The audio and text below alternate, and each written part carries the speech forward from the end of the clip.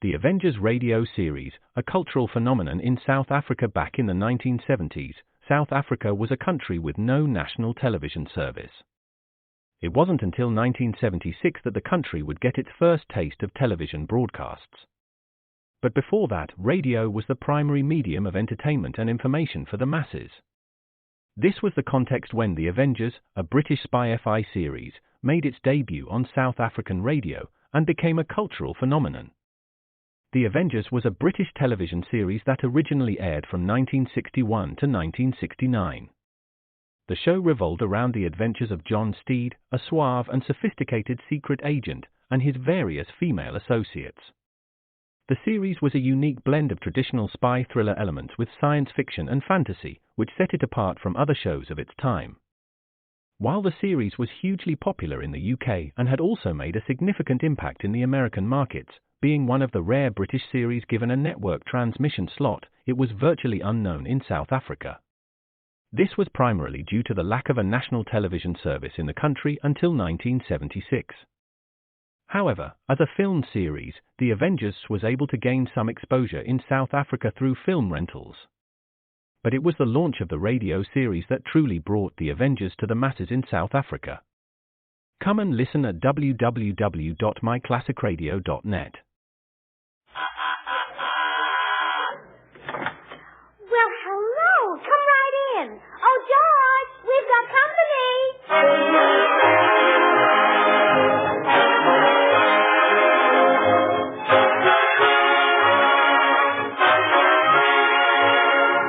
This is Bill Goodwin speaking for Lever Brothers, makers of Swan, the new white clothing soap. Well, it's Tuesday night again. Time for another pleasant visit with George Burns and Gracie Allen. Their guests, the Arkansas traveler Bob Burns, Jimmy Cash, and Paul Whiteman and his music. And now meet the people who live in the Burns house, George and Gracie.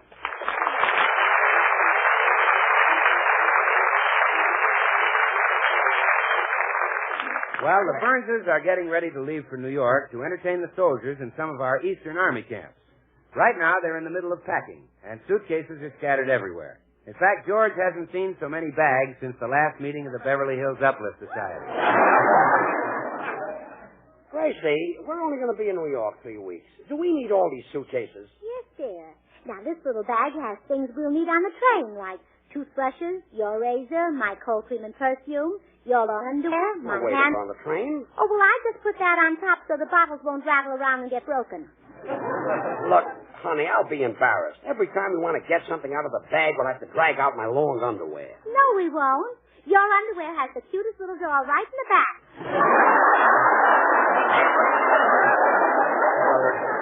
Never mind. Gracie, the long underwear, out. Take it out. Out? Out. Now, what did you pack in the trunk? Oh, let's see now. In the trunk, I have your suit, my dresses, Blanche Morton's trombone, your shoes. Blanche Morton's trombone? Yes. We're taking that to New York? Uh-huh.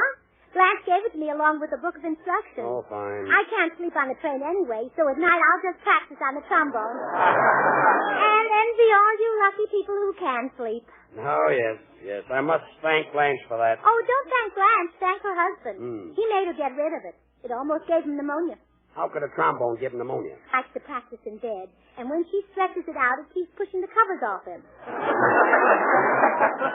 The trombone comes out of the bag. Out? Out. Oh, my darling little ducky. Are you happy you're going to New York, Herman? Well, that's nice. You've never been on a train before, Herman. How do you think you'll sleep? Well, I hope you do. We'll fix a nice little bed for you in the baggage car. You'll sleep in the baggage car. Oh, I'm sorry, darling. But there are only 2 berths. I sleep in one and your daddy sleeps...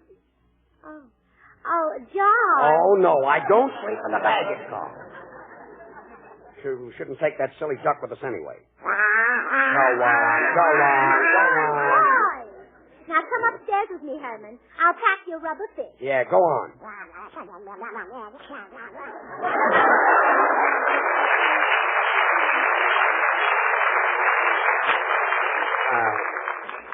I'd like to see that Don Duck ride in the dining car. Under a blanket of wild rice and sweet potatoes. Hiya, George. Boy, the suitcase is heavy. Phew, say. What have you got in there? Well, just a pair of socks. That's a pair of socks? Well, that's all the clothes. Then there's 489 bars of Swan, the new white floating soap. It's purer than the finest Castiles, the regular Suds and Whiz, George. Bill, I'm sure they have Swan soap in New York. Oh, well, you see, I'm leaving most of it in Missouri. Missouri? Well, you see, Missouri is the show-me state, so I've arranged to show 'em. When we get to Kansas City, we'll be met by 6 beautiful girls carrying 6 beautiful dishpans of warm water. Oh, no. Now, quick as a flash, I drop a bar of Swan into each pan. And I invite the passers-by to step up and wash their dishes. Oh, yes. Everybody in Kansas City carries dirty dishes with them.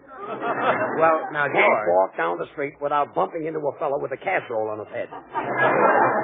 George... You feel naked unless you've got a soup plate under your arm. Well, you see, George, I've arranged for that. Ben Bart, who runs the cafe across from the station, is sending the dishpans and the dishes. So then we show him how great Swan is for washing the dishes. Show him how it suds faster than other white floating soaps. And tell him that since Swan is purer than the finest Castiles, it's kind to your hands. So it's great for every soap and water job in the house. Look, the demonstration is out. We won't have time to get off the train in Kansas City. Oh, George. Gee, Ben Barth will bring all those pans down from his cafe. You don't want old Ben to be left there holding his pans up. Bill, you're not taking 489 bars of Swan to New York. Well, okay, George. Oh, listen, I've got it. We'll break them all in 2 and you can take half. Swan breaks in 2 with an easy twist of the wrist, you know. So you can use half in the kitchen for dishes and cleaning and the other half in the bathroom for your hands and face. Look, Bill. Oh, hello, Bill. Oh, will you drop by and pick up Tootsie Shagwell's suitcases? She's all packed. Tootsie? Is she going with... Oh, sure. When she heard that we were going around to army camps to entertain the soldiers, you couldn't hold Tootsie back. I wonder what those soldiers will think when they see Tootsie. They'll think Sherman was right. See you later. Well, this trip is getting more and more uninteresting. Well, that's probably Bill again with more soap. You talk. Good morning, Mrs. Burns. Oh, good morning, Mr. Postman. How are you feeling today? Solid, Mrs. Burns, solid. My doll and I went to the Palladium last night to frolic with the rest of the cats. Really? Yes, now I'm a hep jack from away back. Well, I'm certainly surprised. I've never thought of you as a jitterbug. Oh, I've got rhythm. Mr. Fine, I fine. Oh, I feel like... Well, that's very pretty. Thank you. Well, have you got any mail for me this morning? Yes, there's a letter here for your husband. I guess it's a fan letter. It's addressed to Mr. Burns, the radio comedian. Oh, thank you. Goodbye, Miss Postman. Goodbye, Mrs. Burns. Remember, keep smiling.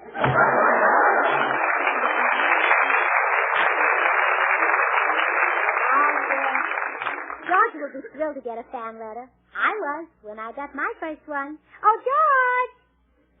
I guess he's busy. I'll open it and see what it says. Van Buren, Arkansas.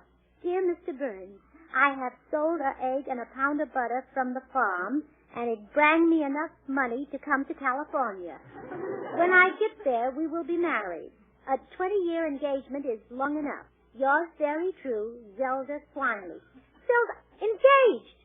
Why? The nerve of that George Burns. All the time he's been married to me, he's been going steady. Why, if I thought for 1 minute... Well, sweetheart, we're all set for New York, honey. Everything is packed. Don't you honey me, you wolf. Huh? What? Now, I know all about you and Zelda Swinley. Zelda Swinley?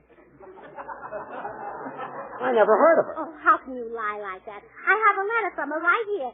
She says she's coming to California to marry you. To marry me? Zelda Swinley? Oh, let me tell you something, George Burns. You are a beast. If I had to do over again, I wouldn't marry you if my life depended on it. You're the worst husband in the whole world. And if that Zelda Swinley thinks I'm going to give you up without a fight, she's crazy.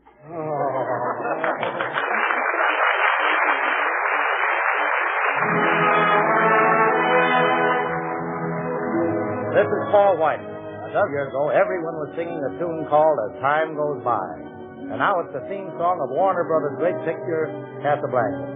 And everyone's singing it again, including the 6 hits and a miss.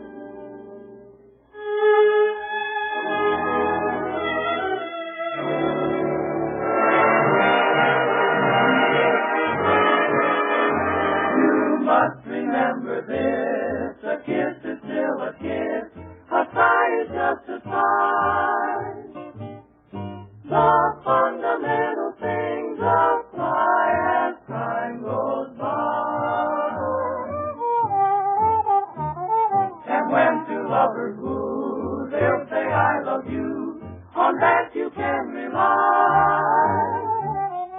No matter what the future brings as time goes by. Moonlight and love songs never out of date, heart full of passion, jealousy and hate. Woman meets man and man must have his mate, that no one can deny. It's still the same old story, a fight for love and glory, a case of do or die. The world will always welcome lovers as time goes by.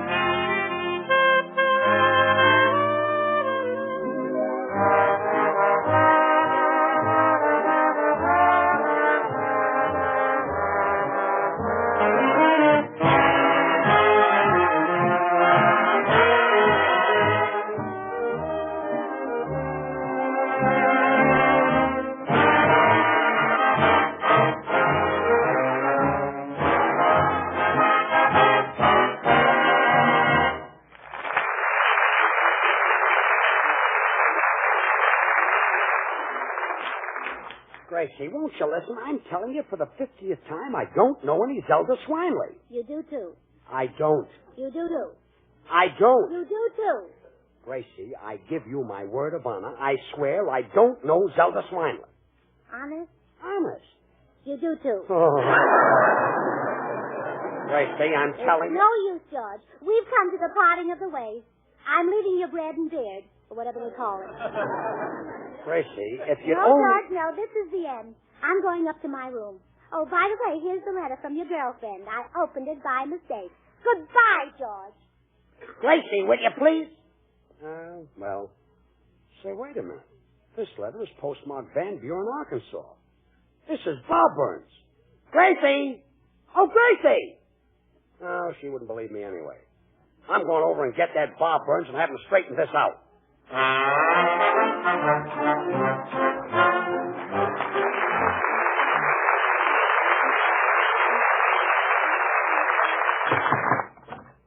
Well, if it ain't my old friend George Burns. Gee, I'm glad you're home, Bob. Come on in, George. What's on your mind? Well, I'm in trouble, Bob.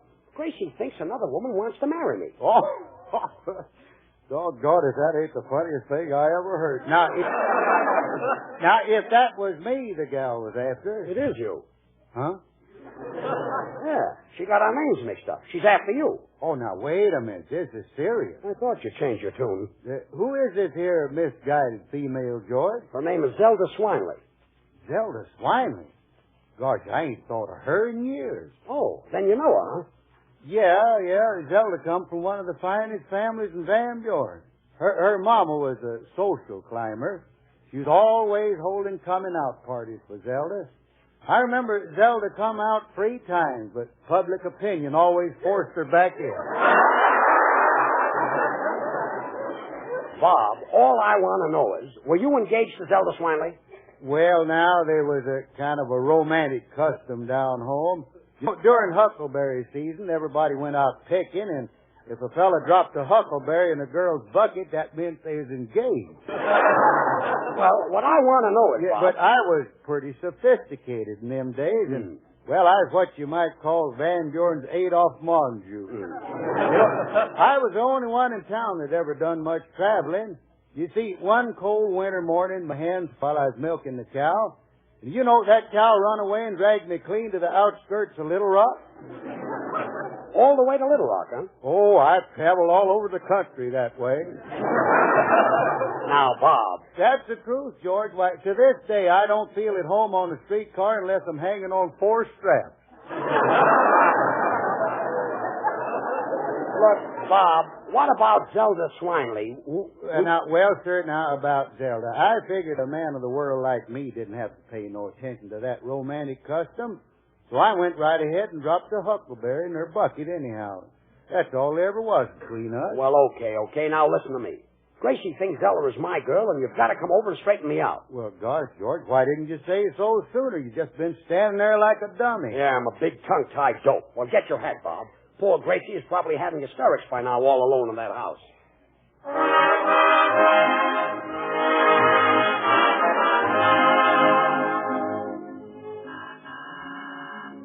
So he's back again, has he? Well, yes, miss? Is this here the place where Mr. Burns lives at? Well, yes. Won't you come in? Well, I guess I better introduce myself to you, ma'am. My name is Zelda Swineley. You see, yes. I know who you are. You are the other woman. No, I ain't, lady. I'm me. I mean that you and I are rivals, Zelda. You're fixing to marry Mr. Burns, too? Oh, I'm not fixing. I'm fixed. Now, let me get this straight. Are you trying to tell me you're already married to that low-down skunk? Please, Zelda. You're speaking of the skunk I love. Maybe so, ma'am, but I've seen him first. Well, you may have seen him first, but I'm married to him. Won't you give him up, Zelda? No, ma'am. I made up my mind to marry Robin, and you can't talk me out of it. Robin? Well, my husband's name is George. Isn't your husband the fella on the radio they call Bob Burns? Oh, my goodness, no. We're talking about 2 different people. Oh, I'll certainly have to apologize to George. How could I think that another woman wanted him? Then your husband ain't the Burns I'm marrying? That's right. You're getting the Burns, but not mine. Mine is the good-looking one. Yours is the clever one.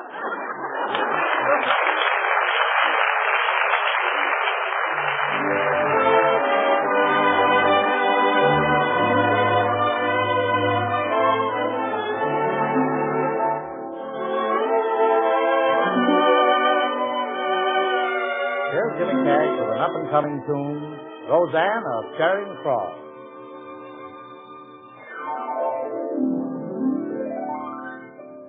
This is a story of love and how love is the principal theme.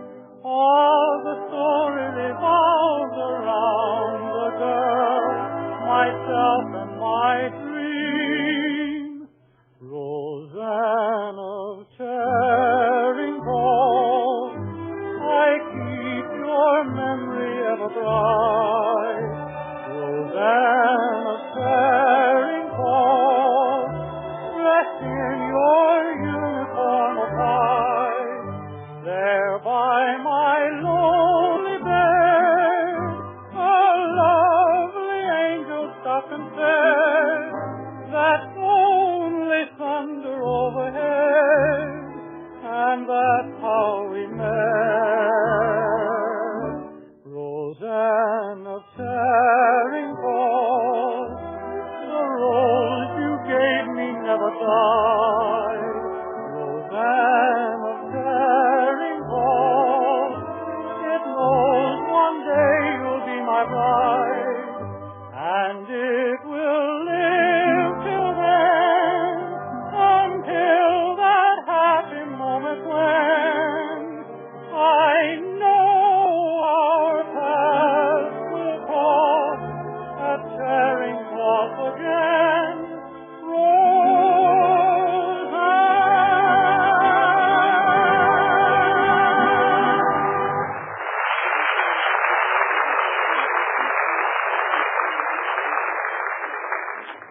So don't you worry your head about it, Zelda. I'll get that Bob Burns over here and see to it personally that you have a lovely wedding. You sure are a kind-hearted woman, Mrs. Burns. Oh, well, it's really nothing. Women should help each other whenever they can. You know what I always say? Judy's sister and the O'Grady lady are under the Colonel's skin. That's mighty clever saying. I reckon. Well, I'll get right on the telephone. Oh, wait. My husband's coming up the walk now, and Bob Burns is with him. Oh, be still my heart. Can I see him too, Mrs. Burns? No, not before the wedding. Well, how come not? Why, it's bad luck. On the day I married George, my mother told me I'd have bad luck if I saw him before the wedding. Or did she say after the wedding? Well, what should I do? Oh, well, you hide in the other room, and the minute he's ready to marry you, I'll call you. All right, ma'am. Now, isn't this romantic? I feel just like Cupid, only better dressed. Gracie, I brought Bob Burns over to clear up that Zelda Swanee situation. Go ahead, Bob.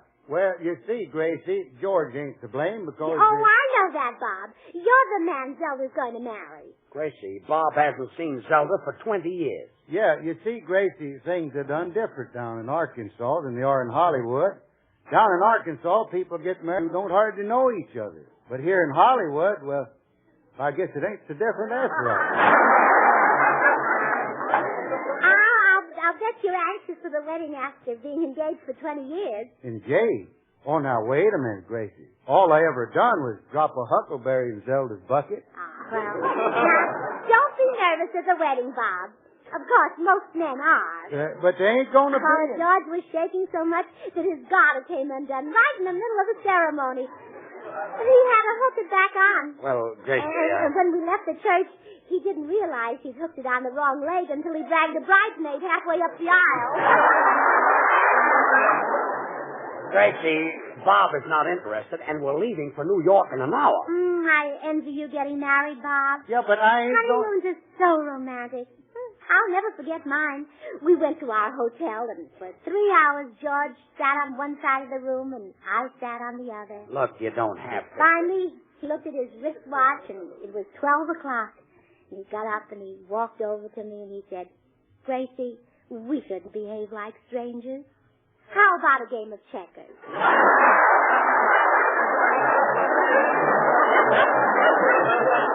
Yeah, that's mighty romantic. And I want to be the first to give the happy couple a present. You wait here, Bob. I've got something upstairs you'll adore.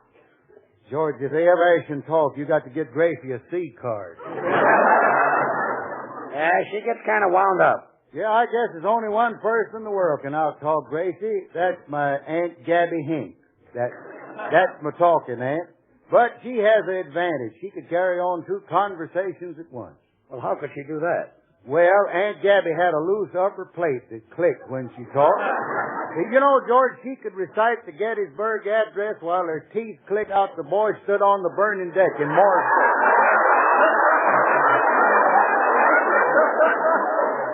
Yeah, but here I am talking when this is my chance to get out of here. So long, George. Goodbye, Bob, and thanks for everything. Hello, George. Well, Bob Burns. Hello, Bob. How are you? Fine, Bill. Say, look, I'm in kind of a Well, hurry. say, I've been wanting to see you, Bob, to talk over old times down in Van Buren. Well, right now, you see, I got... Well, Bob, do you remember old Hank Borum down there in Van Buren? Bill, remember he lived in a white house, Bob? Yes, sir, that house was as white as a bar of swan, Bob. The new white floating soap that's purer than the finest Castiles. Money can't buy a purer soap. Yeah, but I don't recall him, Bill. But, Bob, you remember Hank Borum. No, Oh, he's married to Nellie Gooch, the trout stomper from Bixby. Remember? They have 17 children. And they bathe every single one of them with Swan, Bob. Oh, no. Swan is great for bathing babies, you know. It's kind even to a baby's tender skin. So you know it must be great for your hands and face, your tub or shower. Bill, Bob has got to get out of here. Gracie's trying to get him married to a woman from Arkansas. Oh, a woman, huh? Well, let me tell you something about women, Bob. Women have long considered Castile soaps the standard of purity. But Swan is even purer than the finest Castile. Bob, you grab him by the head and I'll grab him by the feet. Hey, let go of me, fella. Let me down. Oh. Hey! Well, that's that. So long, George. Oh, Bob, wait. Well, here we go again. Look, Bob, I said I was going to give you and Zelda a wedding present, and I am. Here, Bob, and our best wishes to you both. Well, now, Gracie, if that ain't the prettiest present, yes, sir, I always did want one of those. This one sure is a beauty. What is it? Well, I don't know. Mama gave it to us for our wedding present. Well, thank you, Gracie. Whenever I eat off of it or wear it or whatever you're supposed to do with it, I'll think of you. Say, what are them things rattling around in the bottom of it? Oh, well, just some slices of stale bread. I thought for a few days it might be a toaster. Well, whatever it is, I wouldn't be without it. And now I think I'll be running along. Oh, no, Bob. You can't go until you've said you'll marry Zelda. But, Gracie, I couldn't marry her. Bob, could I speak to you a minute? Well, sure, George. Pardon us, Gracie. Look, Bob, that Zelda is in Arkansas, and you'll never see her. Now, if you want to get out of here, you better tell Gracie you'll marry her. Well, I guess you're right. Okay, it's a deal. Swell. Hey, Gracie, I guess I've been acting kind of silly. My love for Zelda was buried so deep in my heart, I didn't know it was there, but George just brought it out with a kind of a verbal Alka-Seltzer. Oh, really? How wonderful. Why, I'd marry little Zelda right now if she was here. Well, she is. Oh, Zelda. I'm coming, ma'am. Doggone that huckleberry. Zelda, Mr. Burns agreed to marry you. Aren't you happy? I don't know. I never dreamed that 20 years would change Robert Burns from a nice-looking young feller until this here broken-down critter. Oh, no. No, Zelda, that isn't Bob, my husband. You mean to tell me that this other feller's Bob Burns? Well, yes, of course. Well, in that case, I'd rather have your husband. Oh, Zelda.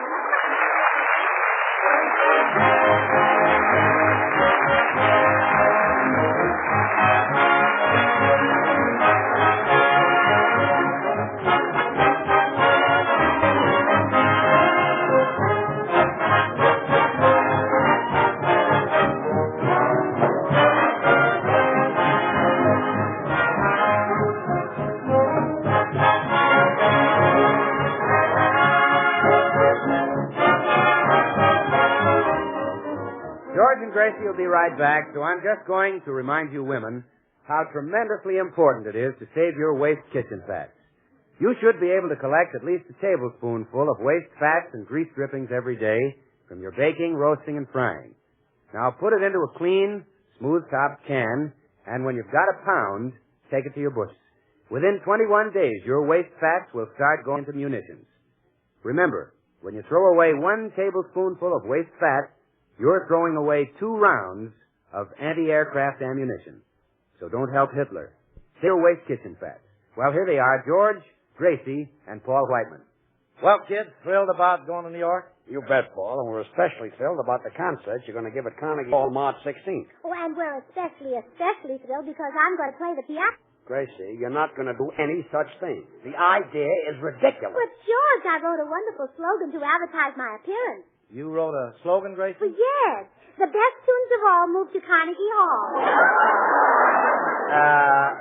You wrote that? Yes, I heard it on the radio and I sat right down And wrote it. Gracie, you can't do that slogan. Oh. Well, here's another one. How's this? That concert of Gracie's won't come from Macy's. Gracie, you're not going to play in Carnegie Hall. Oh. Well, I've got another slogan. She won't play the cymbals on the 3rd floor at Dimble's. Gracie. And here's another one. Good Gracie night, will play, folks. and that Good ain't night. me. Hey, hey.